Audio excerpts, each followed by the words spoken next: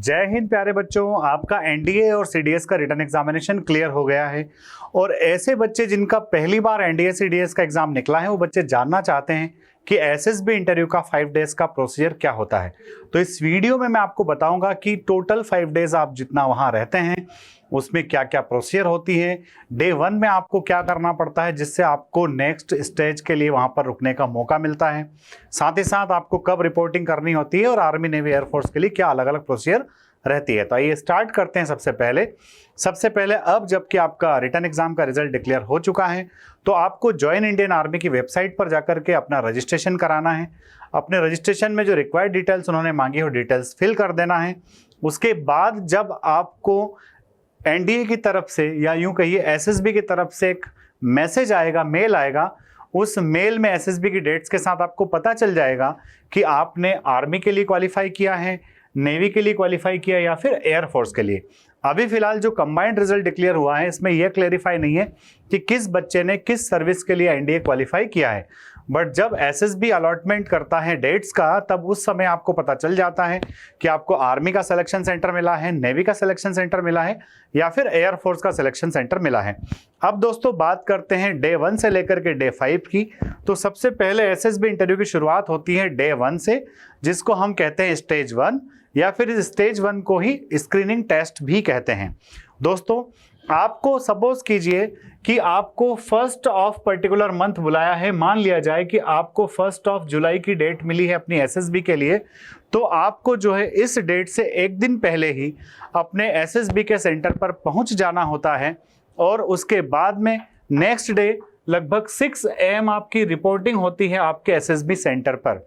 6 AM जब आप अपने सेंटर पर रिपोर्ट कर देते हैं तो प्राइमरीली आपका सबसे पहले एक 4E यानी सुपरफिशियल डॉक्यूमेंटेशन हो जाता है कि क्या ये बच्चा वही है जिसको हमने आज के दिन एसएसबी के लिए बुलाया था। जब वो डॉक्यूमेंटेशन हो जाता है कंप्लीट तो उसके बाद में फिर आपको एक टेम्पररी चेस्ट नंबर दे दिया जाता है, जैसे मान लीजिए कि 1 जुलाई के दिन एसएसबी ने पर्टिकुलर एसएसबी के सेंटर ने 200 बच्चों को बुलाया है, तो इन 200 बच्चों का सुपरफिशियल डॉक्यूमेंटेशन हो जाएगा। उसके बाद में इन बच्चों को चेस्ट नंबर 1 से लेकर के चेस्ट नंबर 200 तक अलॉट कर दिया जाएगा, यानी कि चेस्ट नंबर जैसे मिलता है तो ये नंबर आपकी पहचान हो जाता है बजाय आपके नाम के। इस चेस्ट नंबर के अलॉटमेंट के बाद आपको ब्रेकफास्ट के लिए भेज दिया जाता है और ब्रेकफास्ट के बाद आपका स्टार्ट होता है स्क्रीनिंग टेस्ट। तो दोस्तों इस स्क्रीनिंग टेस्ट का सबसे पहला टेस्ट जो होता है वो OIR टेस्ट होता है, जिसे हम ऑफिसर्स इंटेलिजेंस रेटिंग टेस्ट कहते हैं कि भाई ये बंदा जो है इसके अंदर इंटेलिजेंस कितना है। तो दोस्तों ये जो OIR टेस्ट होता है ये 2 पार्ट्स में होता है, जिसको हम OIR 1 एंड OIR 2 कहते हैं। ये OIR 1 एंड 2 जो है बहुत कुछ मिलता जुलता है आपके उस रीजनिंग पोर्शन से, या तो मैं कहूँ कि ये रीजनिंग ही होती है जिसमें वर्बल और नॉन वर्बल रीजनिंग के क्वेश्चंस होते हैं और एक पर्टिकुलर टाइम फ्रेम के अंदर आपको इन क्वेश्चंस को सॉल्व करना होता है। तो दोस्तों इस OIR में अपने आप को परफेक्ट करने के लिए आप कोई सी भी रीजनिंग की एक बुक उठा लीजिए और उस बुक को सॉल्व करना शुरू कर दीजिए।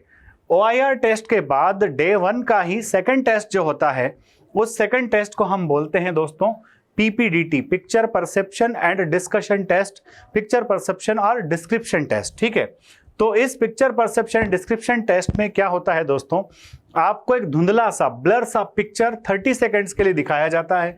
30 सेकंड्स तक आप इस पिक्चर को जब केयरफुली ऑब्जर्व करते हैं, देखते हैं, तो उसके बाद आपको 4 मिनट्स का टाइम मिलता है इस पिक्चर के ऊपर स्टोरी लिखने के लिए।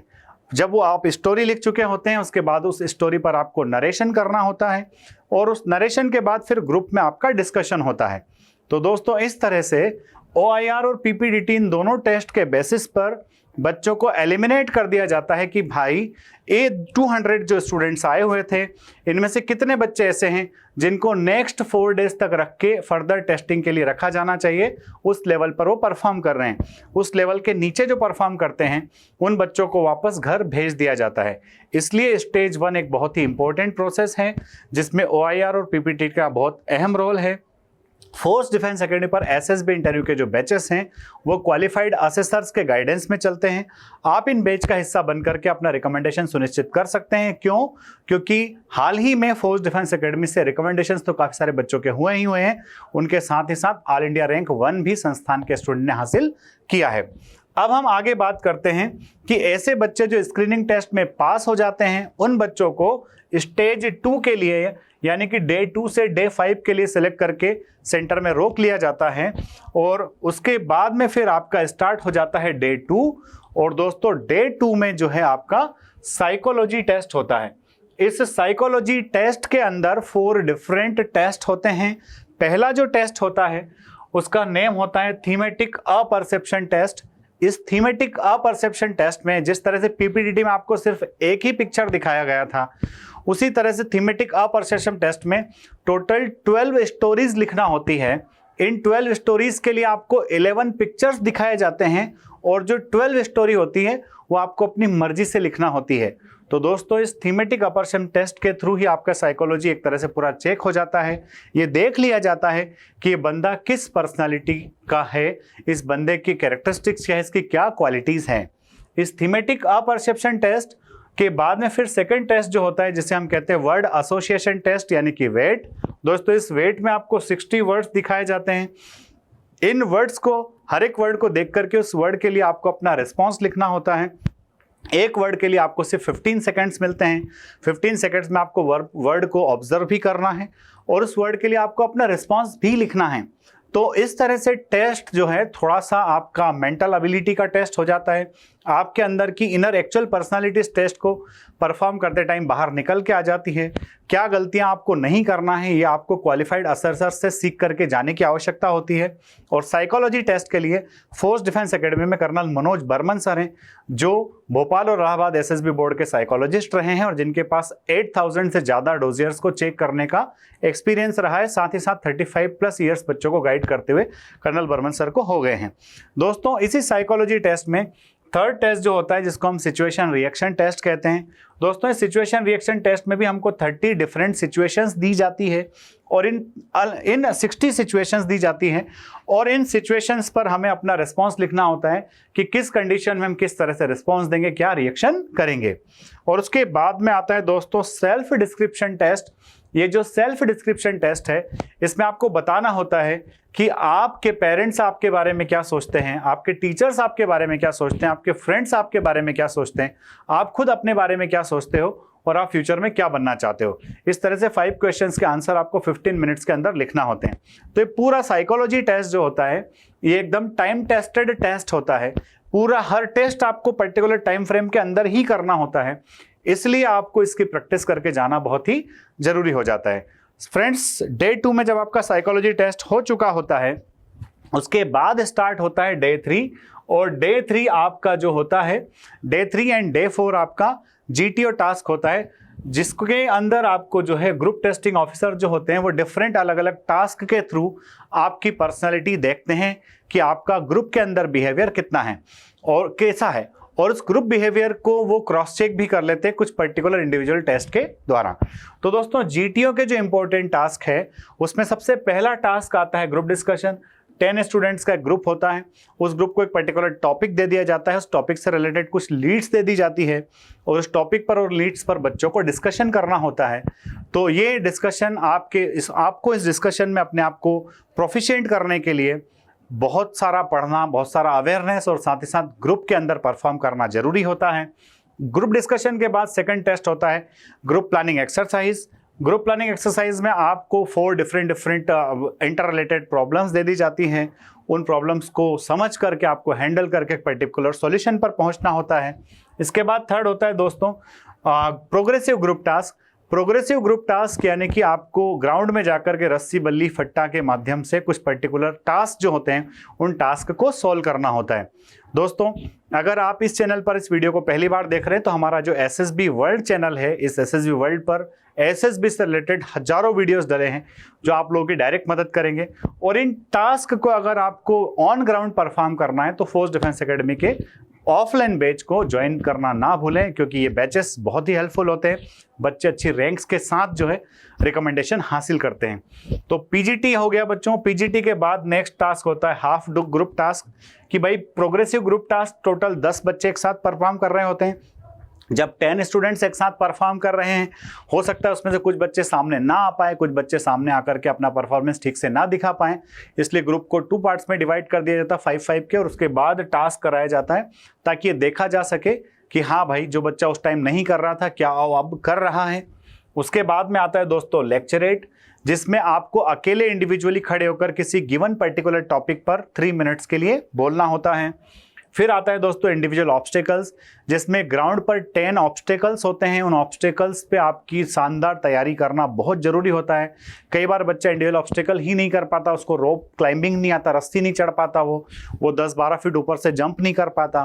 तो जब इतनी मेहनत करके एनडीए सीडीएस का एग्जाम क्लियर किया है और अगर आप वो रोप क्लाइंबिंग ही नहीं कर पाओगे, आप 10-12 फीट से जंप ही नहीं कर पाओगे, तो आपकी पूरी मेहनत बेकार चली जाएगी। इसलिए ध्यान रखना, एसएसबी की तैयारी ऐसे इंस्टीट्यूट से करना है जहां सपोर्टिव माहौल हो और आपको सारे टास्क मल्टीपल टाइम्स करने का मौका मिले। लेक्चरेट के बाद इंडिविजुअल ऑब्स्टेकल मैंने आपको समझा ही दिया है, उसके बाद कमांड टास्क होता है और उसके बाद फिर आपका होता है फाइनल ग्रुप टास्क। तो दोस्तों ये सारे टेस्ट जो है जीटीओ साहब कराते हैं, जो डे 3 और डे 4 में कंडक्ट होते हैं। दोस्तों इसके बाद आता है आपका पर्सनल इंटरव्यू की बारी। तो पर्सनल इंटरव्यू किस दिन होगा ये पहले ही डिसाइड हो जाता है डे 2 में ही, कि आपका पर्सनल इंटरव्यू डे 2 में होना है, डे 3 में होना है या फिर डे 4 में होना है। 2nd, 3rd या 4th डे में से किसी भी दिन आपका पर्सनल इंटरव्यू हो सकता है दोस्तों। इसलिए आपको बिल्कुल तैयार रहना है, मेंटली प्रिपेयर रहना है कि आपको इंटरव्यू किस दिन, किसी भी दिन देना हो सकता है और उसकी तैयारी घर से अच्छे से करके जाना है।